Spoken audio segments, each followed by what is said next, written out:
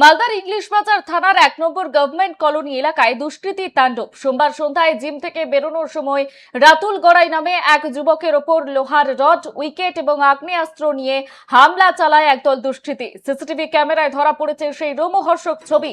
প্রাণ বাঁচাতে ওই যুবক জিমের ভেতরে আশ্রয় নিলে হামলাকারীরা পালিয়ে যায়। আক্রান্ত যুবক ইংলিশ বাজার থানায় অভিযোগ দায়ের করেছেন। জনবহুল এলাকায় এই হামলার ঘটনায় শহরের নিরাপত্তা নিয়ে ক্ষোভ উগরে দিয়েছে আক্রান্তের পরিবার এবং স্থানীয় বাসিন্দারা। যেমনটা আপনাদের জানাচ্ছিলাম, মালদায় দুষ্কৃতী তাণ্ডব। ভর সন্ধ্যায় জিমের সামনে যুবককে বেধড়ক মারধরের অভিযোগ। Viral CCTV footage. এই মুহূর্তে যে ভাইরাল সিসিটিভি ফুটেজটি আপনাদের দেখাচ্ছি, তার সত্যতা যাচাই করেনি এবিএসকে নিউজ।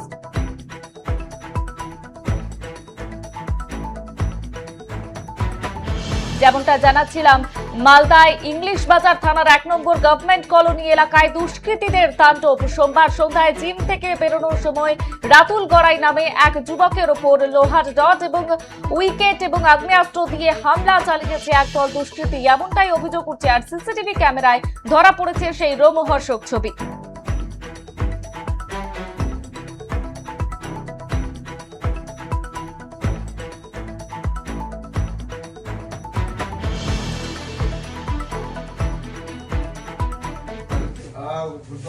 কি অভিযোগ আপনার, কি হয়েছিল? আমি রোজকার মতন ৫টা থেকে ৫:৩০টার মধ্যে জিমে যাই।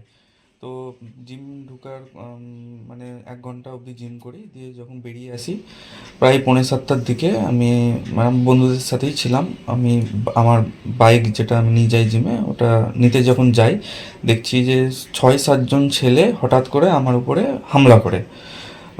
তখন মানে আর রড, উইকেট, যা যা আরও জিনিসপত্র ছিল সেগুলো দিয়ে আমার উপরে হামলা করে। আর্মসও ছিল হাতে।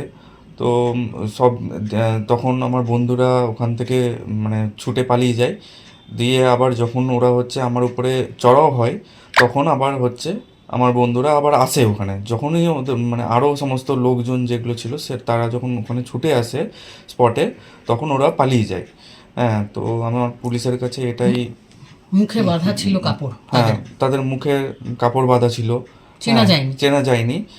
পরে সিসিটিভি ফুটেজে দেখতে পাই যে ৬-৭ জন মিলে ছিল। স্কুটি, একটা গ্রিন আর ব্ল্যাক কালারের। কেন আপনার ছেলের উপরে হামলা করা হলো, কি হয়েছিল? অ্যাকচুয়াল বোঝা যাচ্ছে না। আমার তো একটাই ছেলে প্রত্যেক দিন জিমে যায়। তো আমি শুভ সিসি ক্যামেরাতে দেখি ৭-৮ জন ছেলে, মানে প্রচণ্ড মারধর, মানে অকথ্য ইয়েভাবে। সেই রডটা যদি আমার ছেলের হাতে না লেগে যদি মাথায় লাগতো, ছেলে ওখানে স্পট ডেড। সেজন্য আমি পুলিশের কাছে মানে আবেদন করছি যেন সঠিক খুনিকে কি আসামি এরা যাই হোক, যারা এদেরকে ভাড়া করে পাঠিয়েছে তার জন্য সঠিক বিচার চাই আমি। আপনার ছেলে এখন কেমন আছে? আমার ছেলে ওই কালকে যেহেতু ব্যাপারটা হয়েছে, তো এখন মানে শয্যাশায়ী আছে। আতঙ্কে সারা রাত ঘুমোতে পারিনি, পায়েও মানে চোট লেগে হাঁটতেও পারছে না, 2 হাত যাচ্ছে। তাই কি চাইছেন আপনারা? আমি চাই পুলিশের কাছে একটা আমার ছেলের সঠিক বিচার চাই, তাদেরকে যেন ধরা হয়। কারা করতে পারে এরকম কিছু অনুমান, কোনো শত্রুতা? না, আমার ছেলে যেমনি কোনো রাজনীতিগত ব্যাপারে কোনো কিছুতে নেই, ব্যবসা বাবার সাথে ব্যবসা করে, কোনো অসুবিধা নেই। কিন্তু এর কারা করেছে, কেন করেছে বোঝা আসতে হবে। এটা আমি ওই জন্য পুলিশের কাছে আবেদন করব যেন এর সঠিক